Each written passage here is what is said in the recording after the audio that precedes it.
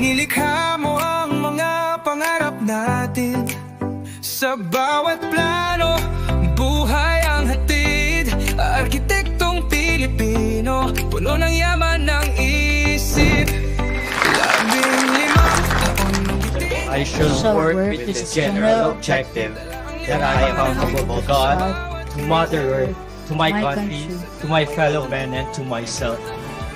I shall uphold the ideals and follow the norms and ethical conduct of this noble profession. I shall pursue moral and professional excellence to the utmost level of integrity, through industrious dedication and meaningful application to my work that merits a reputation of quality of services worthy of fair remuneration. I shall pledge myself to the highest standard of professionalism in relation to clients, colleagues, industry partners, and society. I shall dedicate myself to the pursuit of creative endeavor towards the goal of enlightened art and science, generously sharing it. I shall respect the rights and work of my colleagues in the profession and confine my comments to constructive intents.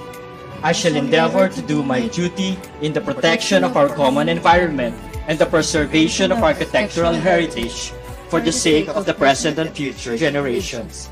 So help me God. Sa bawat guhit, sa bawat laban, bubuhayin natin ang diwa ng bawat isa.